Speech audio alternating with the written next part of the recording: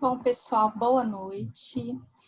Então, nós somos o Instituto de Psicologia Comportamental, fundado por mim, Ana Carolina, o Fernando. Vocês estão vendo aí como Instituto de Psicologia, Maria Virgínia. E hoje a gente tem o grande prazer de receber a Fabrícia na nossa live. A Fabrícia, nós estudamos juntas, né? A gente estava conversando um pouquinho antes, que a gente é quase colega de infância, porque a gente começou muito jovem na faculdade, né? Ali com 16, 17 anos, foi quando a gente se conheceu.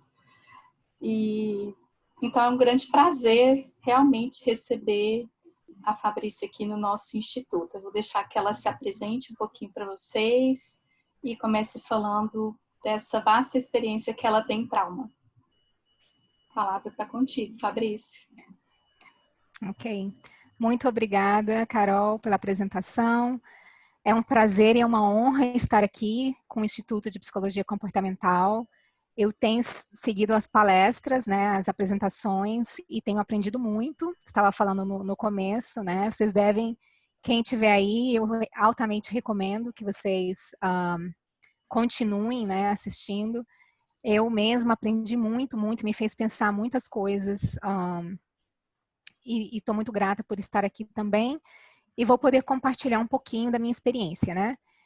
Então, a proposta de hoje é que nós falemos sobre trauma e como trauma, e eu vou tentar explicar melhor, né, o que eu estou chamando de trauma, como o trauma afeta a nossa janela de tolerância emocional, ou seja, regulação emocional, né? Então, eu estava falando com a Carol, né, e me formei pela Universidade Católica de Goiás em 2001, 2001, e logo depois vim para os Estados Unidos e depois voltei em 2004, né, e fiz o mestrado com o professor Luke, que muitos de vocês conhecem, né, trabalhei com o Arthur, trabalhei com a Carol, tô vendo o Arthur aí, e depois voltei em 2006 para os Estados Unidos, né? Então estou aqui há 14 anos, mais 2 anos que eu morava antes, total de 16 anos, né, aqui nos Estados Unidos.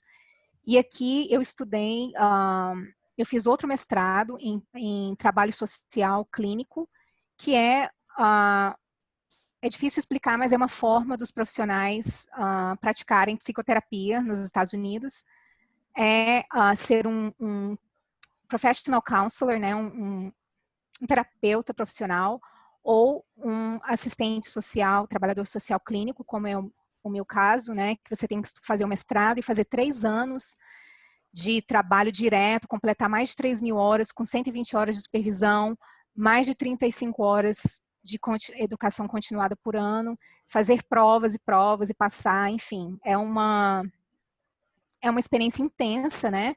E trabalhar o trabalho social com a psicologia é muito interessante porque eu pude ampliar um pouco, né, do indivíduo para a sociedade, para esse macrocosmos.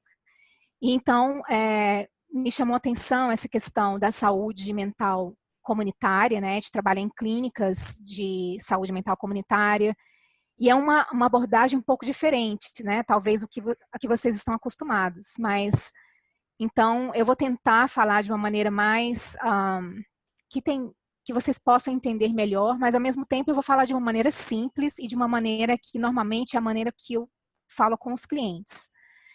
Então, todos esses anos, né, de experiência em psicoterapia, me chamou a atenção trabalhar com TEPT, transtorno de estresse pós-traumático. Por quê? Porque quando começamos a atender, trabalhar, né, como terapeutas, a gente começa a ver que tem, no meu caso, né, trabalhando em saúde mental, muitas vezes o cliente já vem com um diagnóstico que foi dado por um psiquiatra. E a gente mesmo dá o diagnóstico que vai ser confirmado pelo psiquiatra. Então, nós temos a experiência de trabalharmos com vários pessoas, clientes que chegam até nós com um diagnóstico de transtorno de conduta, hiperatividade com déficit de atenção, bipolaridade, transtorno de personalidade borderline, todos que vocês conhecem do DSM, né? E quando, então, trabalhando, né, e tentando fazer o que vocês chamam de análise funcional, ou tentando realmente fazer uma conceitualização do caso, né? Que, na verdade, você pode fazer uma conceitualização do caso dentro de qualquer abordagem, né? A ACT tem modelos, né, de fazer conceitualização do caso dentro da ACT, que é bem complexo, né? A terapia comportamental cognitiva também, cada uma tem uma maneira de fazer uma conceitualização do caso. E quando fazemos isso, né, identificamos certos comportamentos que eu comecei a identificar, nossa, mas isso aqui é transtorno de conduta, mas aí conhecendo melhor o cliente, a história do cliente, aí tem história de abuso físico, história disso, história daquilo, ou seja, várias daquelas respostas que são diagnosticadas como vários esses outros diagnósticos, são quando eu comecei a estudar mais sobre trauma, porque eu sentia necessidade de, não, eu tenho que ser muito bom em trabalhar com transtorno de estresse pós-traumático, porque o que eu estou vendo diante de mim, o evento a ser observado, são essas respostas, esses comportamentos que são descritivos do que se denomina, né, o transtorno de estresse pós-traumático. E também colocando atenção na função desses comportamentos, né, especialmente de evitação, né, que é um clássico do transtorno de estresse pós-traumático, de evitar ambientes, evitar pessoas, evitar lugares. E aí, então, fiz treinamento, cursos em terapia cognitiva comportamental focalizada em trauma. E trabalhando com isso, né, eu não cheguei ao final, onde você realmente se certifica oficialmente, mas eu fiz todo o caminho. E por que eu parei? Porque eu tive transtorno de estresse pós-traumático secundário. Por ter tantos casos, né, no meu, como é que fala? No meu caseload, por atender tantos clientes nesses casos e aplicar a terapia cognitiva comportamental focada em trauma, que é um protocolo bem específico, é muito interessante, começa com psicoeducação, treino de habilidades, até chegar no final do tratamento em que o indivíduo né? Faz a narrativa do trauma, já corrigindo todas as distorções, tudo que ele conseguiu aprender sobre ele mesmo, sobre o outro, sobre o mundo, quando ele passou por essa fase da reestruturação cognitiva no tratamento. E, então, tive muitos casos assim, trabalhei na maioria com adolescentes hispanos, então essa é a minha experiência maior, é de trabalhar com os latinos que vivem nos Estados Unidos, tanto de vários países da América Latina, inclusive do Brasil, mas da Colômbia, Peru, México, vários países, né? E com adolescentes, a maioria, mas também com adultos. Então, eu quero explicar mais ou menos a minha experiência e por que eu cheguei onde eu cheguei, por que eu estudei isso e por que eu apresento isso dessa maneira para vocês, tá? Então, por favor, um pouquinho de paciência. Então, esse caminho, né, de sentir a necessidade de eu estou vendo trauma, né? Eu estou vendo transtornos por trás desses diagnósticos, quando fazendo a conceitualização do caso.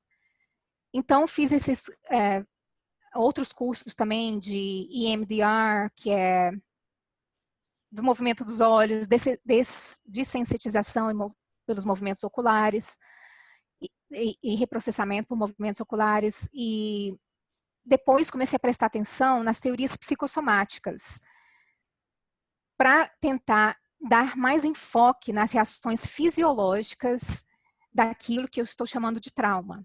Né, por ver e observar isso também nos meus clientes e ver a necessidade, e em mim também, né, porque como eu disse, nessa experiência de ter, transtorno de estresse pós-traumático secundário, que é, ou que vocês chamam, né, de burnout, eu acho que é um termo comum aí também, né, esse burnout do terapeuta, que acontece não só pelo tipo de problema que você trabalha, mas pelo ambiente de trabalho, pela sua própria história, né. No meu caso, também tinha, eu tinha que fazer minha própria terapia, né, para isso, mesmo antes de me jogar nesse trabalho, né, nesse desafio.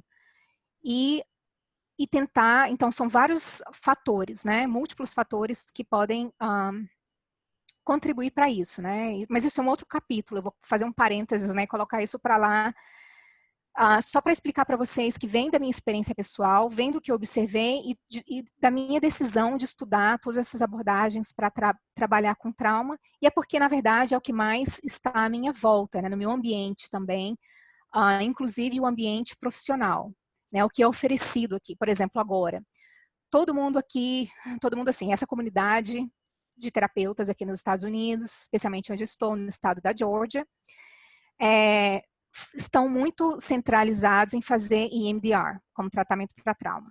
Se você olhar na lista da APA de tratamentos que são baseados em evidência para trauma, EMDR aparece, é MDR, tá? Aparece na lista, mas não é o mais forte, né? Acima, né, em termos de evidências, está a terapia cognitiva focalizada em trauma, outras terapias cognitivas, eu posso colocar nas referências para vocês olharem, eu vou colocar tudo isso no final. Enfim, então, essas terapias psicossomáticas me fizeram pensar, né, eu senti a necessidade de ver essas questões das reações fisiológicas, né? Não adianta só, eu comecei a pensar, né, não, mas é muito racional, ou trabalhar só a cognição, o pensamento, mas as emoções, né, que são as reações fisiológicas, que nós damos nome a elas, né, eu sinto isso, é uma coisa que eu sinto no meu corpo e aprendi a dar um nome, né, comportamento verbal. Então, essas reações fisiológicas ou sensações corporais, no meu próprio tratamento, na minha observação com os clientes e, de novo, com tudo que tem sido oferecido no meu meio ambiente de profissional, né, nessa comunidade de profissionais, terapeutas, tem muito crescido essa questão das terapias psicossomáticas, das terapias que colocam foco nas reações fisiológicas e fazendo e aprendendo, eu consegui, pela minha experiência, né, ver que isso é necessário para o tratamento com trauma. E eu vou explicar por quê quando eu começar a explicar os detalhes, né, desse tipo de tratamento. Dá para fazer uma leitura muito comportamental sobre isso e, ao final, né, a gente pode deixar um tempo para quem quiser arriscar, né, e fazer um paralelo, e eu vou tentar fazer também. Então, vou passar para frente. Por que esse tema é relevante? E o que é EAI? São experiências adversas da infância. Quem participou do grupo de estudos Interação, eu falei lá, fiz uma palestra com o Arthur, né, falando sobre experiências adversas da infância. Experiências adversas da infância é um estudo muito conhecido aqui nos Estados Unidos, se chama Experiências Adversas na Infância, ACEs, né, ACE. Então, se você lê alguma coisa sobre isso, talvez vocês já escutaram muito sobre isso, The ACE Study. Esse é o estudo mais famoso dentro de saúde pública. Por quê? Nesse estudo, né, que foi um monte de formulários coletados com mais de 17 mil pessoas, que foi feito pelo CDC, Centro de Controle de Doenças, e a Kaiser Permanente, eles conseguiram coletar, então, um número muito alto de informações, que é como se fosse uma triagem, uma avaliação, para ver essa questão de experiências adversas da infância. E eles descobriram essa relação com doenças físicas, né, biológicas e psicológicas. E isso se tornou, então, um problema de saúde pública, porque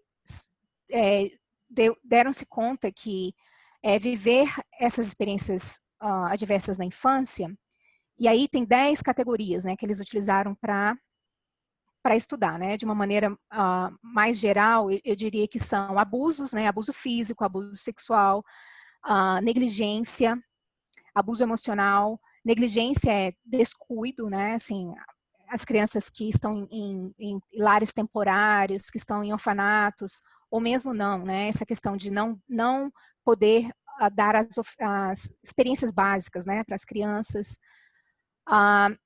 Violência doméstica, ter um membro da família que foi para a cadeia, para a prisão, ter um membro da família, por exemplo, a mãe, o pai, que tinha problemas de saúde mental, que interferiam com o funcionamento da vida diária.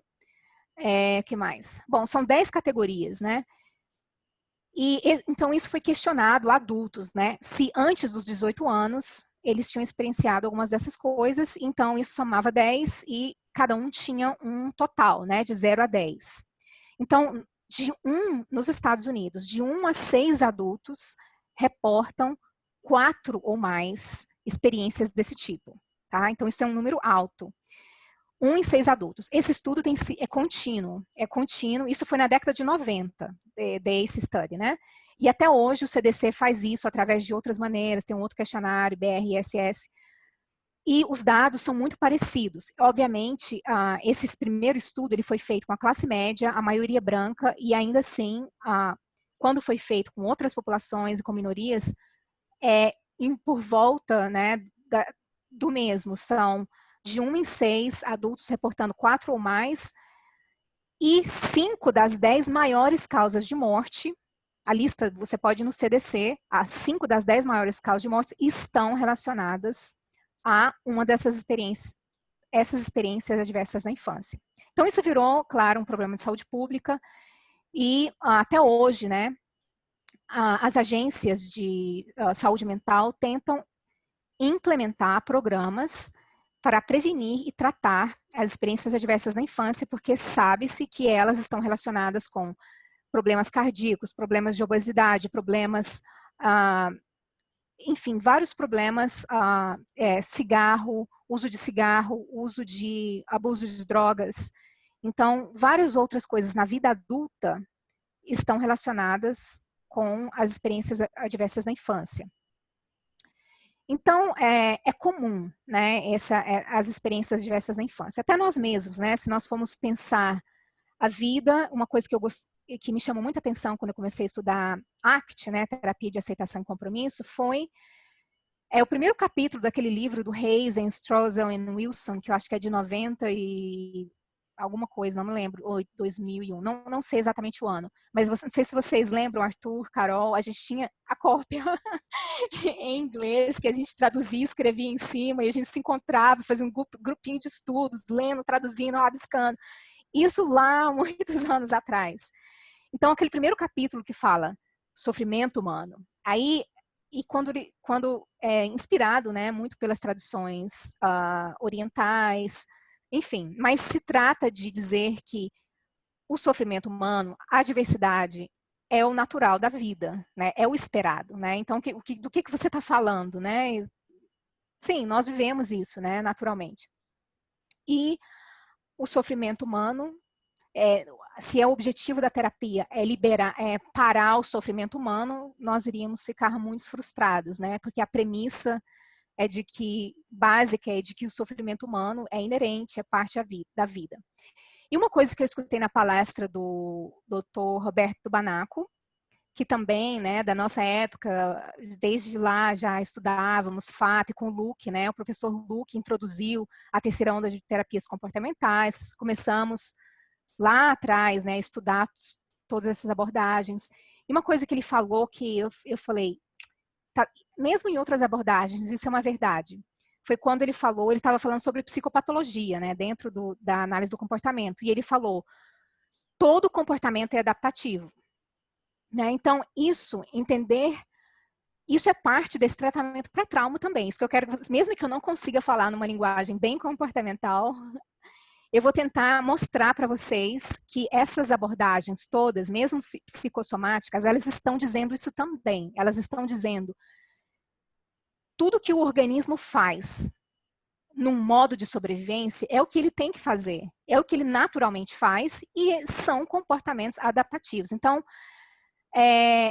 esses comportamentos tidos como patológicos ou disfuncionais são adaptativos. E isso que eu estou te falando do ACE Study, ou dessas experiências adversas da infância, o grande choque assim, que ele contribuiu para a sociedade americana, norte-americana, foi isso, foi o que eles disseram, e o paradigma que esse estudo conseguiu mudar foi, ao invés de se perguntar o que há de errado com você, a mudança de paradigma foi o que aconteceu com você. Então, isso já ajuda a reduzir a questão do estigma também. Né? Então, quando eles conseguiram ver, né, essa questão das experiências adversas da infância e entender, estudar e progredir nos estudos sobre trauma, reações fisiológicas. E se você, aqui nos Estados Unidos, tem esse livro aqui, do Bessel van der Kolk, que é um clássico, né, para quem estuda trauma. O corpo conta, The Body Keeps the Score. Alguém sabe se tem em português? Eu não sei. Bom, depois vocês falam, mas todos esses médicos, psiquiatras, toda essa comunidade começou a trabalhar com transtorno de estresse pós-traumático, por quê? Por causa dos soldados que voltavam das guerras, na verdade. Então, esse foi o começo dos estudos sobre tratamento para transtorno de estresse pós-traumático. Então, isso já existe há muito tempo, né? Esses livros, e desde esse início, já se estudava as reações fisiológicas, né? Mas com o tempo, mais e mais, as abordagens dentro da psiquiatria, dentro da psicologia, que são desenvolvidas aqui, têm aprofundado nesse tratamento das reações fisiológicas, que vocês podem, na terapia comportamental, pensar como os respondentes, né? Como condicionamentos respondentes que acontecem nas situações traumáticas, né? Que são as duas coisas, né? Condicionamentos respondentes e operantes. Tá. O que mais que eu queria falar sobre? Bom, eu falei sobre estigma, né? Então, isso ajuda a fazer a encorajar, né, as pessoas a buscarem o tratamento. E muitas vezes as pessoas vão buscar o tratamento não pelo problema psicológico, mas pelo problema físico, né? Porque isso vai se apresentar de alguma maneira no corpo, e aí depois elas vão chegar a buscar o tratamento psicológico também. Isso acontece aqui, né? Como eu disse, né? Nesse tratamento multidisciplinar com psiquiatras, enfermeiros e terapeutas. Então, eu perguntaria aí, que diagnósticos do DSM podem classificar comportamentos característicos de desregulação emocional? Então, quando eu falo de trauma, né, não é o evento em si, é a resposta, né, a esses eventos, mas o evento em si também é parte, né, do que é considerado traumático. Como eu expliquei na palestra que eu falei no grupo de estudos e interação, né, existe essa linguagem, né, para explicar isso, e você pode ir no website da Harvard, da Universidade de Harvard, eles têm um departamento de estudo de crianças, né, de desenvolvimento infantil, e tem vários estudos sobre ACEs, isso que eu estou falando para vocês, e sobre o que eles chamam de estresse tóxico. Então, tem 3 tipos de estresse, né? Como que você... mas porque você vai dizer que o evento em si é traumático?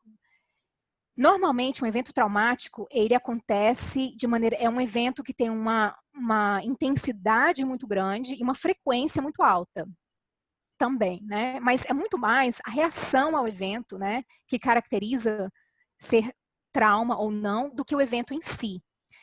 E a variação individual. Obviamente, cada organismo vai responder diferentemente ao mesmo evento, né? Então, por exemplo, vamos dizer que essa situação do que nós estamos vivendo agora, da pandemia. Esse evento é traumático? Você pode perguntar também do furacão Maria, que aconteceu no México em 1998. Você pode perguntar sobre o furacão Katrina, que aconteceu em 2005, no New Orleans. Você pode perguntar sobre todas essas catástrofes naturais, guerra e todas as situações. Isso são situações traumáticas? Então, sim, vamos olhar para o evento, né, para a intensidade do evento, o quanto aquele evento causa distúrbios e mudanças no ambiente social, né, no ambiente, e cada indivíduo vai responder diferentemente ao mesmo evento, né? Nessa situação da pandemia, muitas pessoas, né, têm buscado tratamento, buscado terapias por observarem sintomas do que chamamos de ansiedade. Outras pessoas não, né? Outras pessoas se ajustaram melhor. Então, os comportamentos são adaptativos, né? Como e quem está se adaptando. Então, para algumas pessoas, a pandemia é um evento traumático. O que vai dizer isso? Vai dizer isso as respostas, né, adaptativas dessa pessoa a esse evento, né, da pandemia. Algumas respostas são adaptativas e algumas respostas não são adaptativos no sentido de que não são funcionais, né? Elas não servem, elas não funcionam, elas não servem, né? Num contexto, falando do contextualismo, né, psicológico, elas não funcionam, né, para aquele indivíduo. Então, essa resposta do que é trauma, o que não é trauma, a gente vai observar sim os comportamentos, né? E você pode ir lá no DSM e procurar todos aqueles comportamentos que são descritivos, como que entrariam nessas categorias: transtorno de estresse pós-traumático.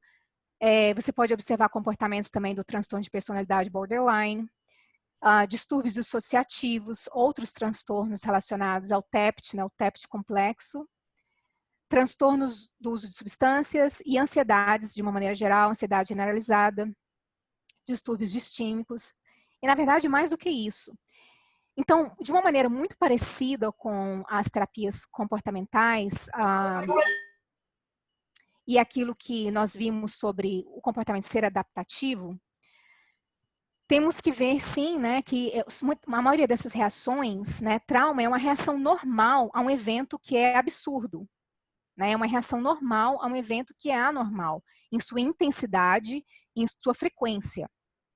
Né? Mas é o organismo tentando ficar no modo de sobrevivência. E como eu falei, né, todos esses diagnósticos, né, se você realmente quer se desfazer dos rótulos, né, da não necessidade de rotular e categorizar esses comportamentos e realmente olhar para a função e para a topografia dos comportamentos, isso é o mais útil também aqui, nessa abordagem, né? A gente olhar para o que está acontecendo debaixo da pele. Então, eu vou tentar colocar uma lupazinha aí, um microscópio, e a gente vai tentar, então, olhar o que está acontecendo debaixo da pele, sem preocupar se isso é TEPT, se isso é isso é aquilo, mas que respostas são essas? E eu vou chamar de resposta de trauma por essas características que elas têm fisiológicas, tá? Então, vamos... e aí, então, esses estudos, né, desses tratamentos para trauma, vão explicar como que essas certas experiências desregulam o sistema nervoso. O sistema nervoso, ele foi feito para ser regulado, né? O sistema nervoso autônomo, ele tem... eu não coloquei essa parte. O sistema nervoso autônomo tem o sistema simpático e o sistema parasimpático, e eles são um sistema de equilíbrio. O sistema nervoso simpático é aquele que é o acelerador. Vamos lá, gente, eu estou aqui falando com energia, o simpático está aqui, né? Tudo que em relação ao simpático está ativo no meu sistema nervoso simpático, e o sistema nervoso parasimpático é o contrário, é o relaxamento, né? Então, um é o acelerador e o outro é o freio. Vou colocar de uma maneira assim, e agora eu vou explicar de uma maneira, como é a maneira que eu aprendi e pratiquei a ensinar para os clientes. É uma linguagem em que eles podem entender, é uma linguagem que você pode usar muito visual, muitos recursos visuais, especialmente para trabalhar com criança e adolescente. Eu tenho visto que é muito útil usar esses recursos visuais e usar essas analogias, essas comparações, essas metáforas, para então conseguir uma coisa, especialmente, validar a experiência dessa resposta normal, adaptativa, fisiológica, que é o que a gente experiencia quando a gente chama isso de trauma, né? Eu tenho trauma, transtorno de estresse pós-traumático. Então, o sistema nervoso, eu vou passar um para frente para mostrar uma coisa. Aqui. Então, esse rabisco aqui que eu fiz olha para esse do lado esquerdo, tá? Esse, por enquanto, só o do lado esquerdo. Vocês estão vendo esse zigue-zague aí dessa linha azul? Esse zigue-zague da linha azul é o normal do sistema simpático e parasimpático. Vem um evento, né? Um evento pode ser, por exemplo, eu não quero falar nada que ativa ou que é um gatilho para ninguém. Então, eu estou muito cuidadosa para pensar nos exemplos. Um exemplo simples. Se você, por exemplo, você tem um chefe e o seu chefe fez uma crítica ao seu desempenho no seu trabalho. E então, isso, por exemplo, pode ser algo que ativa, né, o seu sistema nervoso simpático, e você consegue tolerar bem essa crítica, né? Porque digamos que você tem certas habilidades, você não tem tantas vulnerabilidades, né? Dentro disso aqui, né? Dessa oscilação entre o simpático e o parasimpático. Vamos dizer que tudo está funcionando bem dentro desse espaço que você tem aí, seu, né? Particularmente seu, individual, para esse tipo de situação, né? Que é receber uma crítica, estar na presença de uma crítica, né? E então, tem uma certa ativação aí do sistema simpático, dilatação da pupila, o seu corpo se prepara, né? Você sente batimentos cardíacos mais rápidos, sua respiração mais ofegante, e você prepara para uma resposta para o seu chefe, ou você fica tão assim, né, com medo de perder o emprego, aí você está descendo, tá? E está descendo o sistema nervoso parasimpático também em ação, e você respira fundo antes de falar para ele, mas é sua culpa. Ou você não me deu isso, eu não tinha um instrumento. Enfim, você pensa, você consegue pensar, eu não quero perder meu emprego, eu vou mais uma vez escutar isso aí que ele está falando e eu vou ser simpática com ele, eu vou sorrir e eu vou falar, muito obrigada, eu escuto o que você está falando, eu recebo a sua crítica e vou observar os seus pontos e vou tentar melhorar. E você respira enquanto faz isso, o seu parasimpático está lá também em ação. Então, eles estão se equilibrando, o simpático e o parasimpático. Quantos de vocês, eu, por exemplo, já estive em reuniões de liderança, né, dentro de um contexto de trabalho, né, reuniões em que se discute problemas, e aí tem pessoas de vários departamentos, e aí o meu simpático tá lá em cima, mas aí eu tô sentada, né, a gente tem, considerando que é presencial, né, a gente tá sentado, tem uma mesa, a gente tá se olhando, a gente sorri, tem uma água na sua frente, você bebe aquela água gelada, você respira, você observa o que está acontecendo dentro de você, né, dessas reações fisiológicas, você consegue até, né, consigo até nomear, eu vejo minha mão suando, eu vejo meu pé, eu sinto, olha a minha pose, como é que tá? E eu penso, o que eu posso mudar, né? Isso tudo enquanto ao mesmo tempo prestando atenção no que as pessoas estão falando, ou seja, eu estou conseguindo ficar aqui, né, dentro dessa janela de tolerância, né, ou seja, regulação emocional, é isso aí, né? Seu simpático e parasimpático estão legais aí, fazendo essa curvinha oscilante. Agora, eu voltei aqui na ativação do sistema de luta e fuga. Talvez vocês já escutaram muito falar, né? Luta e fuga, luta e fuga. Na verdade, são 4 respostas, né? Tem luta, fuga, congelamento, e essa aí eu coloquei rendição, eu coloquei esse sinalzinho, porque eu não tenho certeza se a minha tradução é correta. Eu não encontrei uma tradução para isso. A tradução ao pé da letra é adular, bajular. Por quê? Porque, então, o que são essas respostas, né? Então, o que eu chamo de resposta de luta, né? Resposta de luta é exatamente isso, é correr. Então, pense bem, você está caminhando, né? Igual aqui, eu adoro caminhar, fazer trilha, aí você está lá na trilha, estou lá na trilha, aí de repente eu olho para o chão e vejo uma cobra. Né? Então, isso é o evento, né, que vai ativar, então, é o estímulo, o evento que vai ativar alguma resposta fisiológica, né?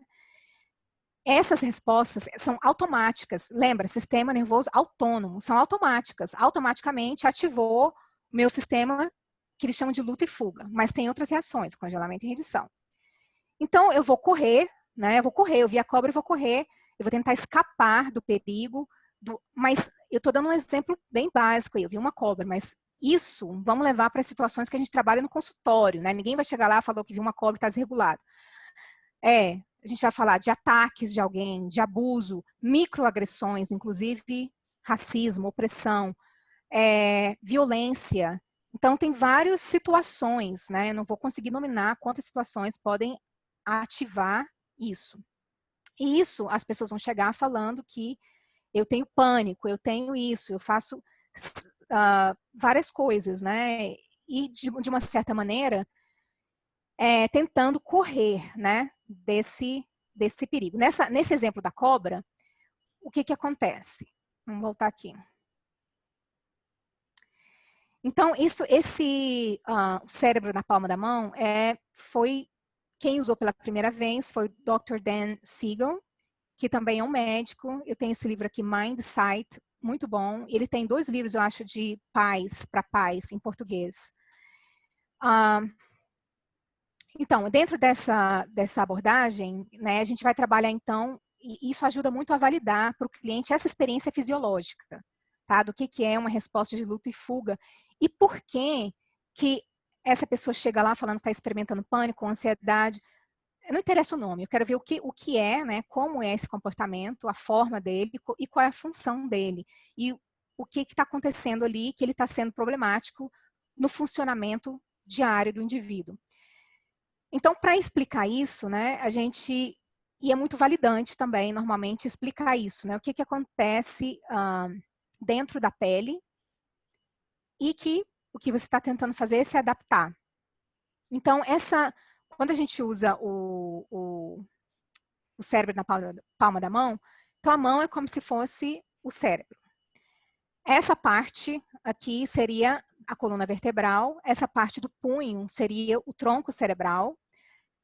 Aí eu vou dobrar esse dedo, né, e vou colocar aqui no meio. Aqui seria o sistema límbico, aqui na pontinha a amígdala. E fechando, então, eu tenho o córtex pré-frontal.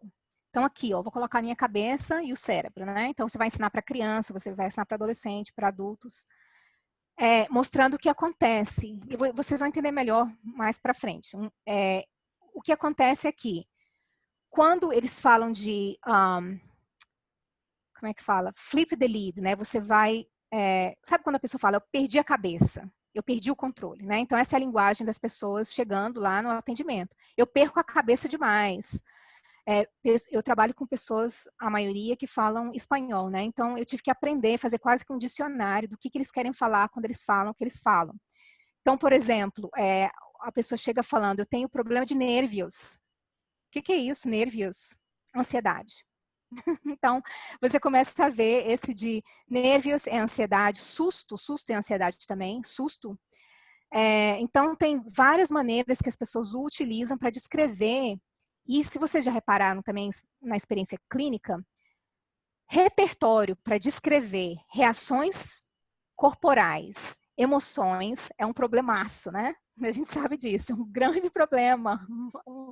Conseguir construir isso, olha, é um grande salto em uma terapia. Se você for para terapia por 1 ano só para isso, só para sentar e aprender a descrever o que você sente no seu corpo, descrever isso, essas reações fisiológicas, sensações corporais e o nome que você dá para elas, né? As emoções, o que você sente. Raiva é quando eu sinto isso aqui, essa sensação de formigamento no meu estômago. Eu sinto as minhas mãos suando. Enfim, você pode fazer e ficar altamente refinado na sua capacidade de descrever isso. Isso é parte da terapia para trauma, tá? Isso é parte de terapia para regulação emocional. Porque se eu nem sei o que eu sinto, como é que eu vou regular o que está desregulado se eu não sei eu não sei identificar o que está desregulado, eu não sei aonde está desregulado, eu não sei aonde eu sinto, eu não sei nada, né? Então, essa capacidade, essa habilidade, que também tem muito, eu acho que a Carol vai falar sobre isso, né? Na terapia comportamental dialética, que é parte, né, de construir esse repertório de descrever emoções, enfim. Então, as pessoas chegam falando isso. Aí, por exemplo, então explicando isso, o que a gente explica? Sim, aqui está seu cérebro e tal. Muitas vezes, o que acontece? Você viu uma cobra, né? Ou o seu chefe chegou, explodiu alguma coisa, você escutou aquela notícia, né? O que acontece? Isso acontece. O que é isso? Esse sistema aqui está altamente ativado, o sistema límbico, amígdala, hipocampos. O que acontece aqui? Esse sistema, ele não pode pensar no que fazer, ele tem que fazer, né? Porque você tem que sobreviver. Então, essa parte, por que essa parte está fora, né? Está levantada? Porque ela não está muito envolvida. Essa parte não está muito ativada, não tem muito fluxo sanguíneo no seu córtex pré-frontal. O que está acontecendo é que isso aqui foi ativado, e isso aqui não pensa, né? Isso aqui simplesmente está mandando reações hormonais, mandando sinais, né? Você percebe o estímulo é percebido, é interpretado, perigo, e o corpo responde ao perigo. Naturalmente, é uma coisa nossa, né? De responder assim, nós temos esse sistema porque nós precisamos sobreviver.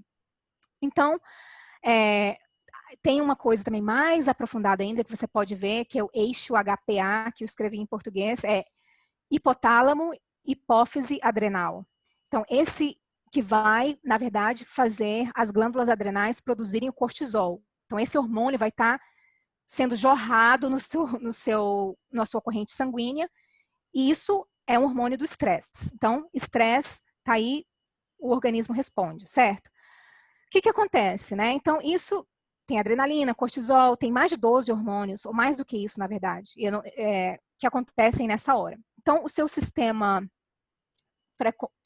córtex pré-frontal, pouquíssimo ativado, e aqui você está nesse modo de ativação, modo de sobrevivência.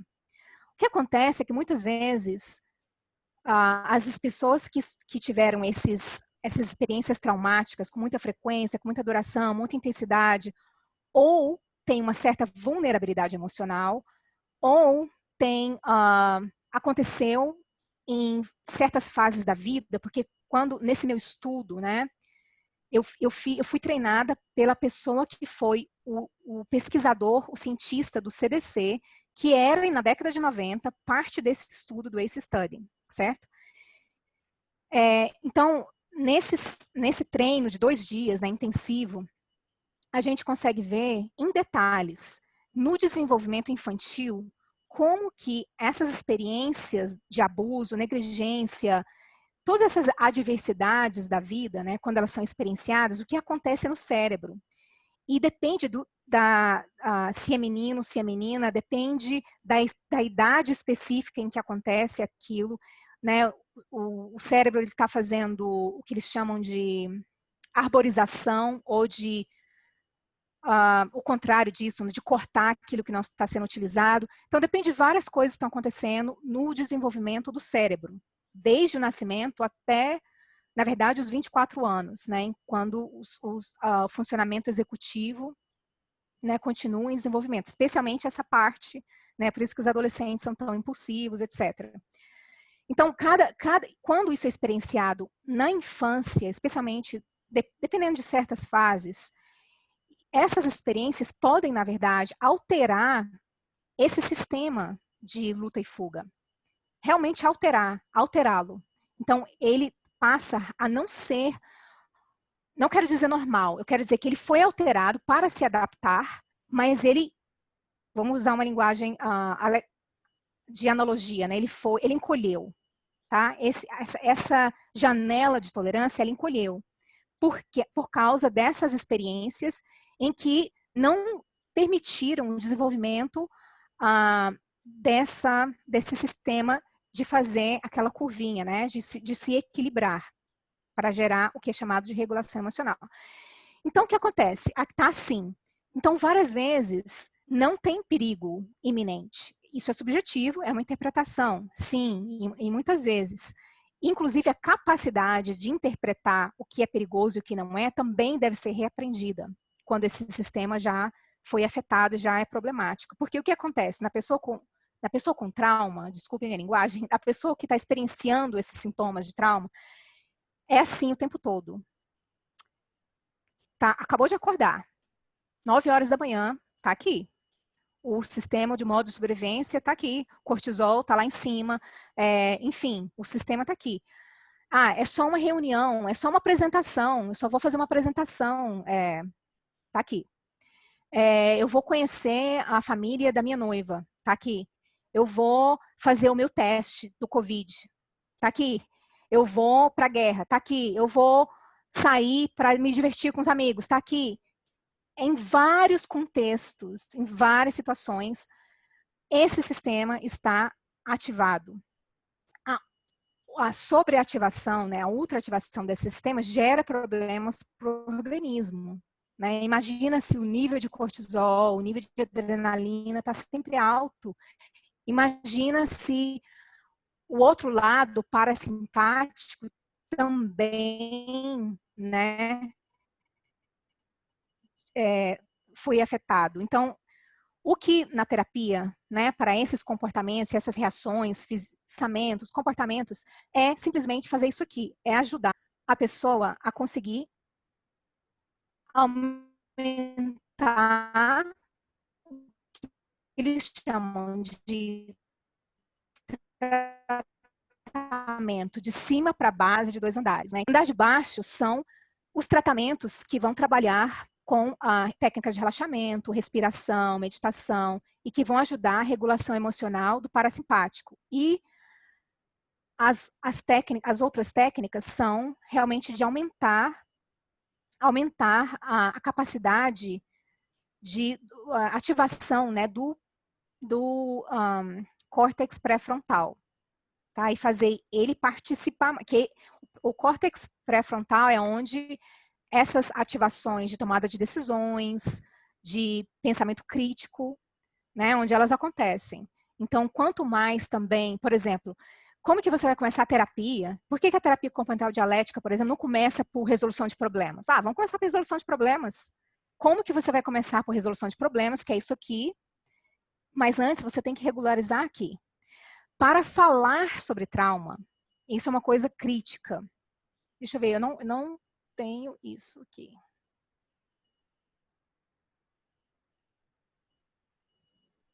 Eu vou... eu tenho quantos minutos? É até às 8?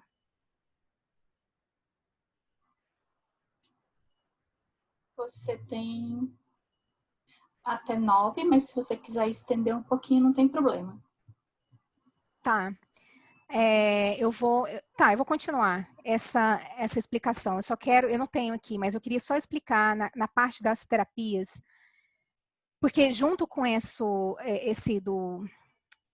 dos estudos das experiências adversas da infância, junto com isso vem uma coisa que está sendo super, super trabalhada em todos os estados dos Estados Unidos, é o que eles chamam de Trauma Informed Care.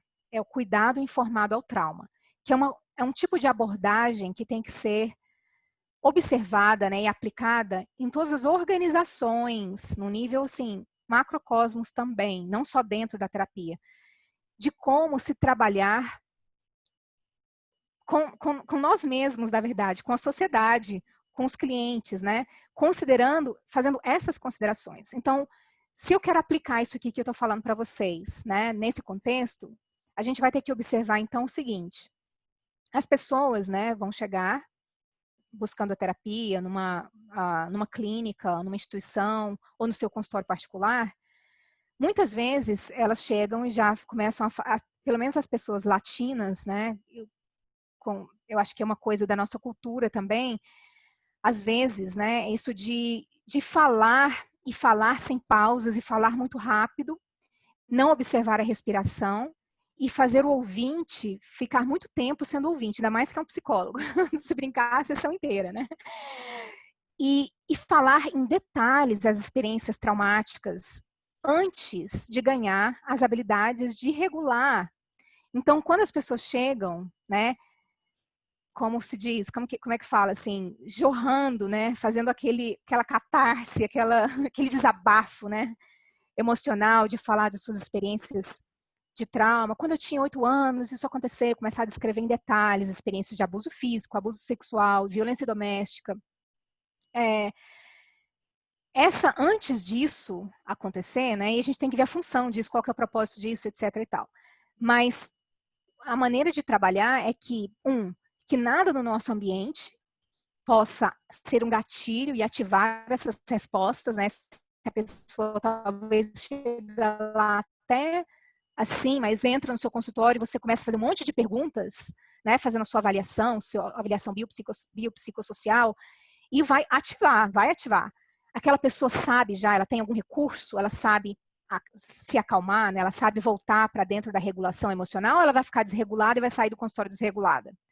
Então, tudo isso, né, a gente tem que observar para começar o tratamento com trauma. Então, todas essas abordagens que eu falei, que eu mencionei, inclusive terapia cognitiva comportamental focada em trauma, primeiro, tem muito psicoeducação. Primeiro, você vai entender o que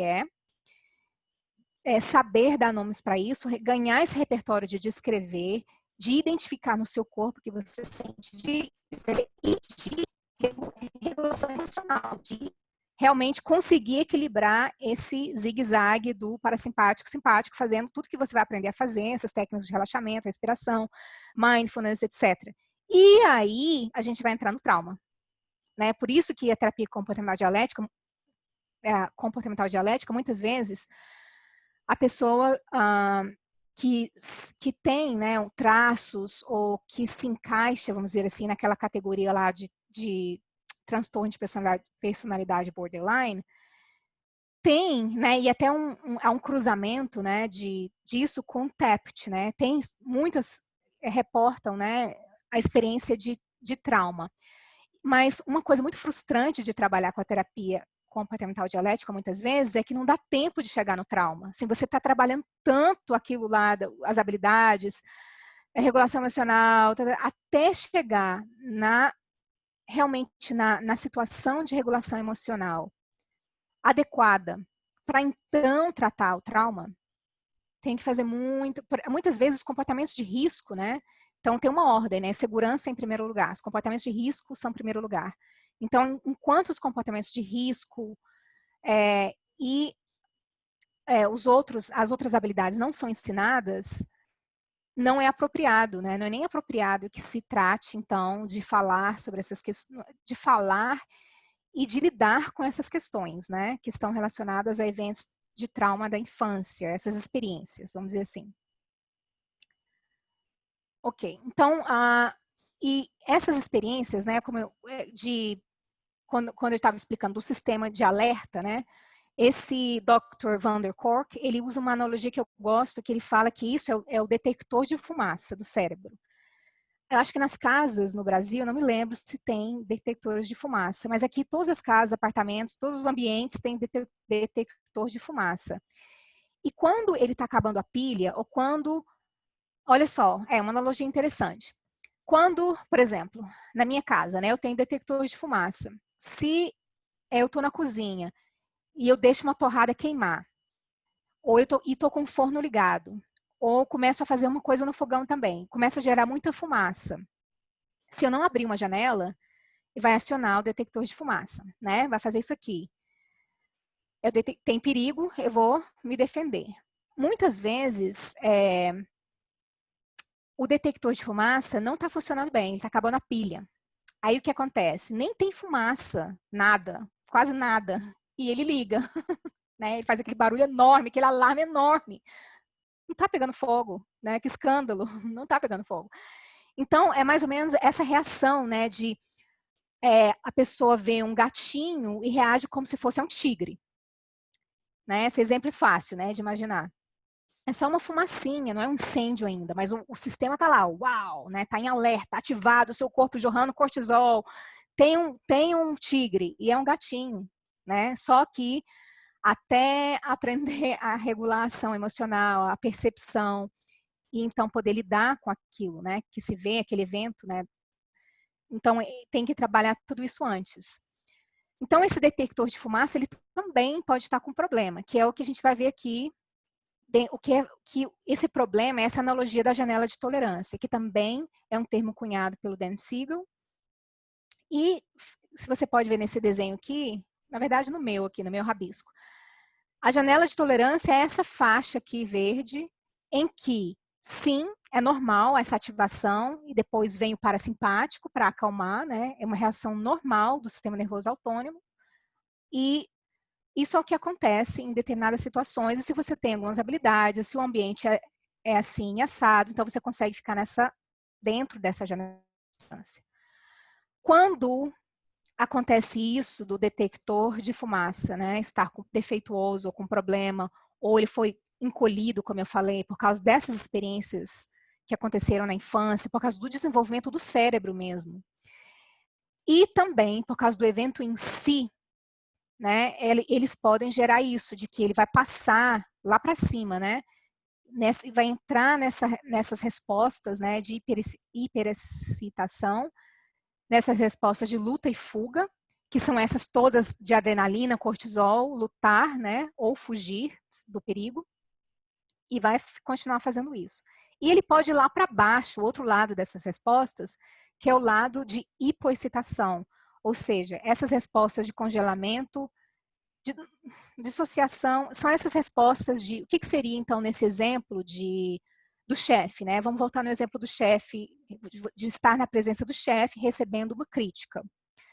Então, aqui eu sou a pessoa do lado esquerdo, Então, eu consigo, como eu já dei o exemplo, né? Eu sou pessoa do lado esquerdo, eu sou uma psicóloga, eu consegui, já sei isso, já sei identificar meus respondentes, eu utilizei ali algumas estratégias para me regular, e consegui ficar bem ali naquela situação, não tive que correr, não tive que fugir, e nem aconteceu isso aqui, né? Mas vamos supor que é uma situação, pode ser na mesma pessoa, mudou a situação, porque nós podemos ter, voltando aqui, nós podemos ter múltiplas janelas para diferentes situações, ou seja, nós podemos desenvolver tolerâncias emocionais ou uma regulação emocional por uma situação de ser criticado para o chefe, mas não para uma situação de receber um teste positivo do Covid, por exemplo. Tá? Então, isso vai variar, nós desenvolvemos múltiplas janelas para diferentes situações, cada um tem a sua janela, ela pode ser reduzida ou encolher, ou ela pode ser também expandida, com terapia, com tratamento, ela pode ser expandida, ou seja, você vai ganhar habilidades, né, de regulação emocional e começar a tolerar mais experiências não prazerosas ou experiências que ativam esse sistema.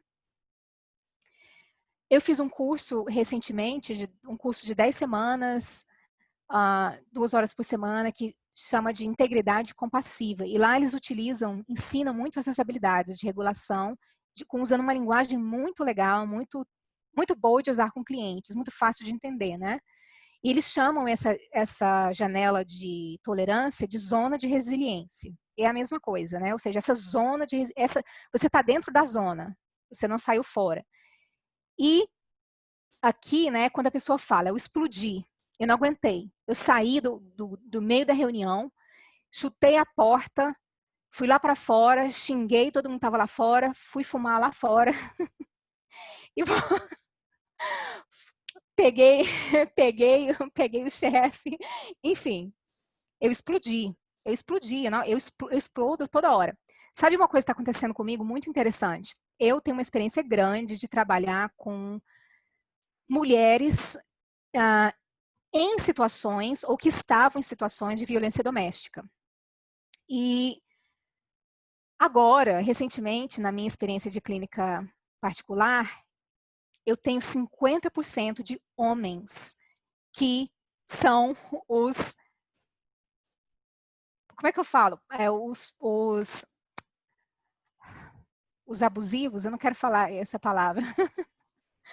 Que são as pessoas que Os estão... agressores, talvez? Os agressores, isso. Então, com os agressores, 50%, 50%.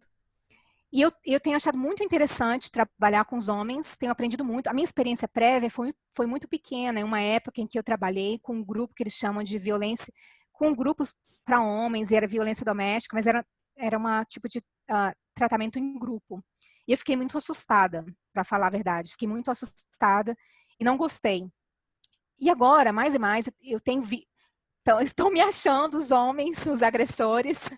E aí, o que acontece? Muito interessante. Eu estou achando incrível de poder ajudar. É perfeito. Para que tratar, então, as pessoas que vão apresentar isso aqui como consequência, né, de terem vivido essas experiências, né, com uma frequência alta e intensa, né, receberam, né, esses comportamentos de violência. Mas melhor ainda é se essa pessoa, eu posso trabalhar com essa pessoa para que esses comportamentos não ocorram, né? Para que essa pessoa, esse homem, fique aqui dentro da janela de tolerância. E eu estou aprendendo muito, né, com eles, a linguagem que eles utilizam para descrever e tudo. E estou aprendendo também que muitos não procuram por essa razão, muitos não falam sobre isso e estão buscando terapia porque é uma condição que a parceira colocou para continuar no relacionamento. Ou por questões legais, né? Ou, mais ainda, porque já perderam, já teve uma consequência punitiva muito grande, que é a separação, o divórcio. Então, eles estão nessa experiência de sofrimento, reconhecendo que eu explodo. E eu tenho comportamentos agressivos. Tá certo? Eu explodo. Eu explodo e eu tenho esses comportamentos agressivos e eu não sei me controlar, eu perco o controle. Todas essas coisas, né? Que é isso aqui, né? Eu tenho esse problema. Agora, as mulheres, depois da violência doméstica, né? Quando elas já se separaram, elas estão muito nessa zona aqui de baixo. Deixa eu falar um pouco desse de baixo aqui, que não é muito falado, né? Muito é isso que aparece muito porque chama muito atenção, são geralmente comportamentos de mais alto risco. Essas respostas que têm a ver com luta e fuga do que as outras. Essas respostas de congelamento e dissociação, não queria usar esse exemplo, mas não sei se vocês já viram filmes, né? Filmes especialmente que abordam questões de abuso sexual, de violência. Tem muitos filmes, eu não sei aqui falar o nome, mas eu já vi, né, vários filmes em que a criança, o adolescente, a pessoa, ela está no momento em que está acontecendo a situação de abuso, ela olha para um lado, olha para uma parede, uma janela, e fica fixada naquela janela. Vocês já viram isso? É como se fosse uma resposta de realmente se entregar, né? Que é essa quarta resposta, que é de se submeter. É uma resposta de desistir, né? É uma resposta de desistir, de não ter resposta, de desistir e continuar levando a consequência, né? A punição, o estímulo aversivo. E não ter uma resposta, porque, né, não tem como fazer, não tem como fugir, não tem como... Que é o desamparo aprendido, se eu não me engano. Vou arriscar. Do que eu me lembro dessa questão do desamparo aprendido. Que está lá embaixo, ó, nessa zona lá embaixo da hipoexcitação, e são os comportamentos mais típicos dessas mulheres que sofreram essas experiências de violência doméstica. Isso inclui o que mais abrange isso? Não é só esse momento em que acontecia, não. É uma relação com a vida mesmo, é uma atitude diante a vida, de eu não quero, sabe? Uma atitude assim, ó. Essa atitude, assim, não tenho energia, disposição, não acredito que vai dar certo, evito relacionamentos, não quero me relacionar. E um desligamento, né? Uma desconexão, um isolamento social ou submissão. E aí, codependência. Ou uma atitude de querer agradar as pessoas, né? Para evitar a consequência aversiva. De ser altamente passiva, tolerar e tolerar, qual que é a outra coisa que eu ia falar? De tolerar essas respostas e... Deixa eu voltar aqui. Não sei se eu coloquei aqui. Aqui. De render-se, de se submeter a esse ataque e fazer tudo para agradar. Ou seja, uma resposta de tentar evitar... É uma forma de controle também, né? De tentar evitar a consequência aversiva, né? Porque se a única opção é se render, né? Então, pelo menos, a resposta aversiva não ocorre. Então, fica nessa parte aqui de baixo. E essa resposta aqui de congelamento, a gente pode experienciar também, né? Até um certo nível menor no dia a dia. Quando você realmente fala, eu paralisei, né? A pessoa diz, não, eu congelei, eu paralisei, não consegui fazer nada. Eu vi a coisa acontecendo. Quantos relatos, né? A gente não vê de situações trágicas que acontecem e a pessoa reporta, por que você não fez nada? Eu fiquei paralisada, não conseguia me mover, meu pé não sai do chão, eu não conseguia me mover, literalmente congelado, né? Não conseguia me mover.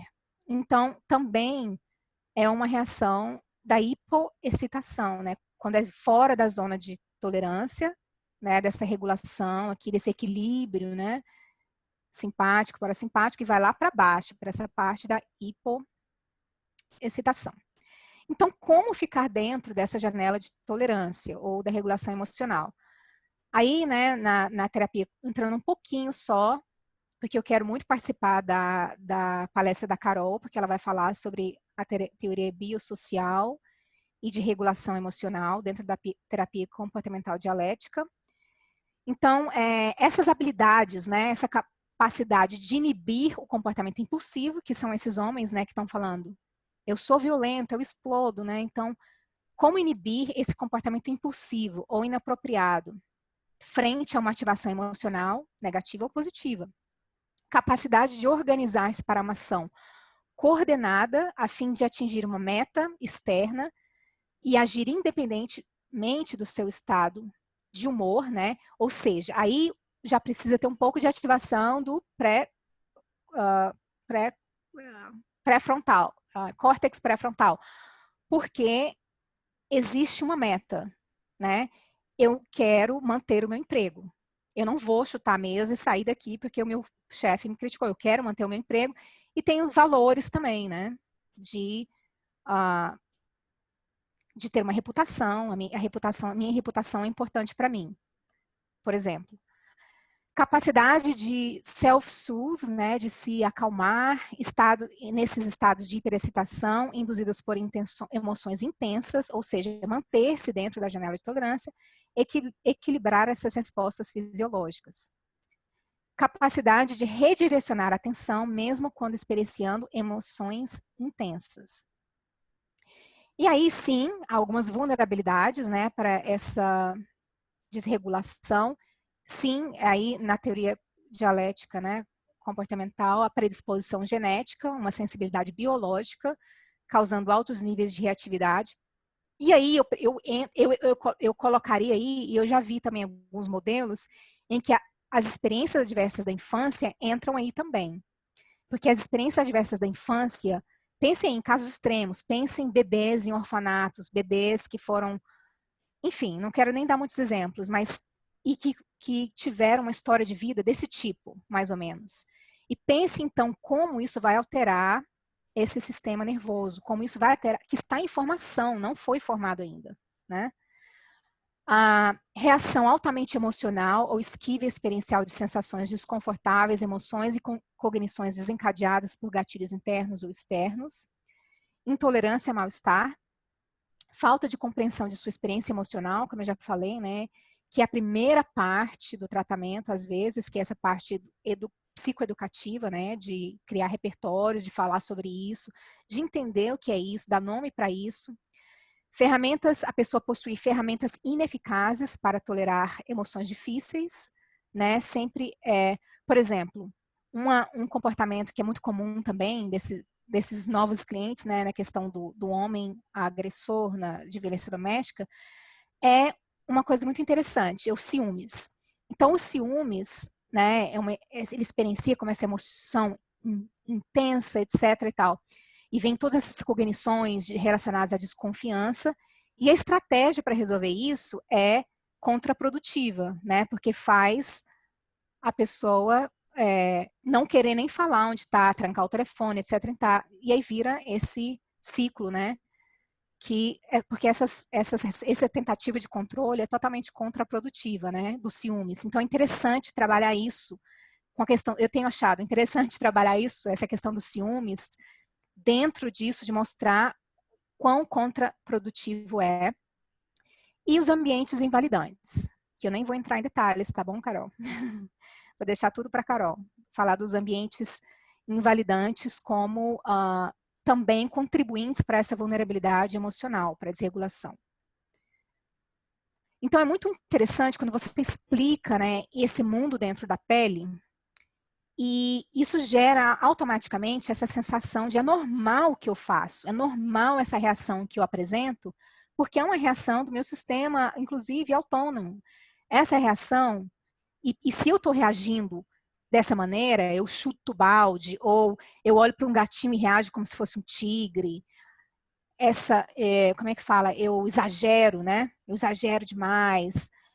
Então, essas reações também vão poder ser entendidas dessa maneira, como essa desregulação emocional. Então, na psicoterapia, né, para expandir essa janela de tolerância emocional, porque talvez ela está muito curtinha, né? A pessoa também pode falar assim, eu sou temperamental, ou eu tenho um temperamento curto, eu sou arretado. Aí já é mais para o norte, né? Eu sou arretado. Enfim, tem vários vocabulários, várias maneiras, né, de dizer eu saio muito da minha janela de tolerância emocional, ou de falar eu experiencio desregulação emocional quase todos os dias, ou esse é o meu modo normal, né, de regulação.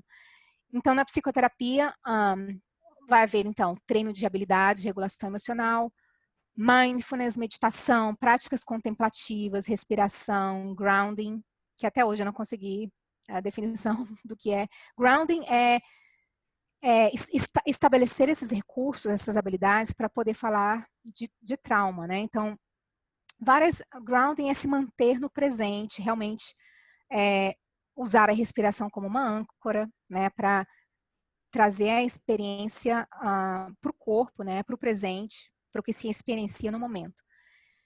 Terapias psicossomáticas, EMDR e outras psicoterapias. Sabe que hoje de manhã eu recebi no meu e-mail e eu abri e li, mas eu não memorizei, eu não registrei todos os dados, mas eu recebi um artigo de uma revista científica de fisiologia que falava que natação é excelente para regular, para estresse, né? E explicava isso aqui que eu estou falando, para regulação emocional. Natação, inclusive, foi um experimento feito na Austrália. Inclusive, eles conseguiram ver que na altura do ventrículo direito do coração, não sei o quê, a profundidade, né, da água. E a experiência de estar na água, ela isola outros sentidos, né, e é uma experiência do contato com a água, né, de amortecimento, né, de outras... É como se fosse uma coisa amortecedora, a água. E eles fizeram isso medindo níveis de cortisol. Medindo níveis de cortisol e mostraram níveis de cortisol bem mais abaixo nesses que nadavam, né, e mergulhavam e descobriram também essa profundidade e tal. Eu vou colocar depois como eu mencionei, eu vou colocar nas referências, que eu achei tão interessante. Então é isso. Eu espero que tenha ficado claro e contribuído. E então eu vou deixar para vocês, para a gente conversar um pouco, né? Porque eu falei demais e agora eu quero escutar um pouco também. E obrigada pela atenção. Nós agradecemos muito, Fabrícia, a sua palestra, a sua aula foi fantástica, né? Acho que todos aprendemos muito. Isso que você estava falando da natação é bem interessante. Eu faço natação já há alguns anos, em função de dor crônica na coluna. E eu sempre brinco assim, que é o momento mais mindfulness do meu dia. Porque quando eu estou nadando, eu não penso em nada. Absolutamente nada, né? Então, assim, é muito... Acho que é um exercício de estar no presente e que para mim, pelo menos, eu não sei se para outras pessoas, mas para mim é altamente prazeroso, porque eu gosto muito de nadar, eu gosto muito de água. E é aquele momento assim que realmente você está prestando atenção no movimento, na abraçada que você tem que dar. E olha que eu já nado desde criança, não é uma coisa que eu comecei a fazer outro dia, que eu preciso estar ali, que não é, já é automático, né? Mas mesmo assim é uma atividade em que eu fico totalmente presente. E que eu acho que é bom para a gente também manter essa perspectiva. Quando eu dou aula mindfulness, eu falo isso muito para os alunos, principalmente para quem é muito ansioso, quem tem déficit de atenção, com hiperatividade, que você pode começar praticando mindfulness em coisas que você já faz. Às vezes é muito mais fácil você praticar mindfulness no começo com atividades que você já faz no seu dia a dia, do que simplesmente tentando sentar e respirar por 5, 10 minutos. A gente vai aumentando isso aos poucos, né?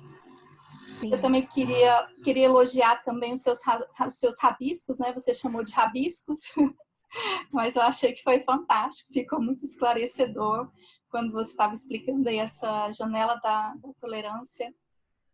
E então, abro agora para perguntas, para comentários de quem estiver ouvindo, quem participou da nossa grande aula de hoje. Eu queria perguntar. Eu também adoro natação, pena que eu não sei. Aqui,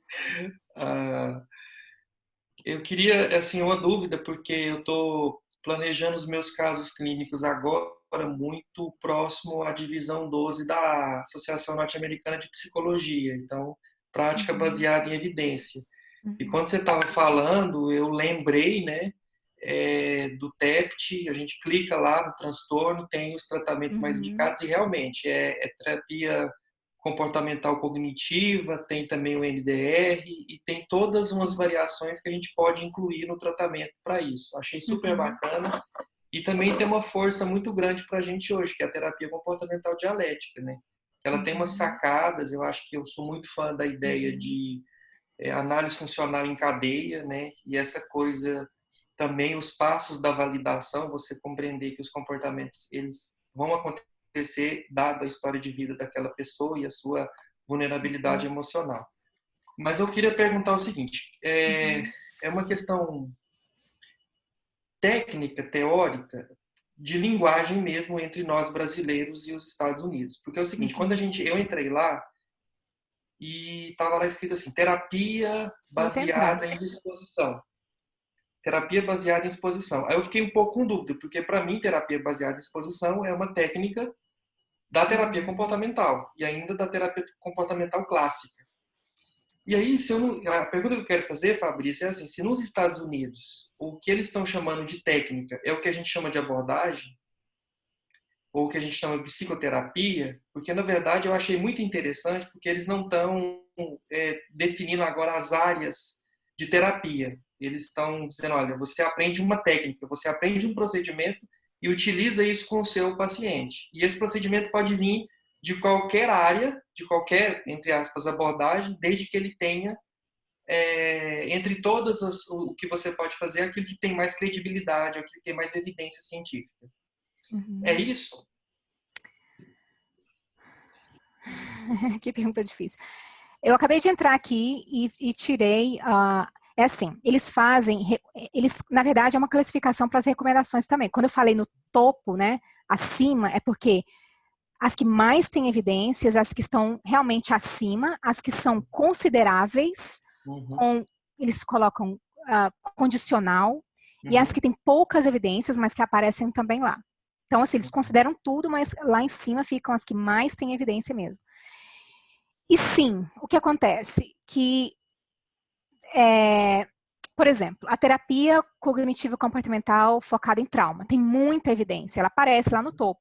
Sim, é forte, né? É forte, evidência é forte, Quando eu fiz o curso, né, eu fiz de graça. É assim, eles estavam treinando em massa, sabe? Todo mundo para fazer terapia cognitivo comportamental.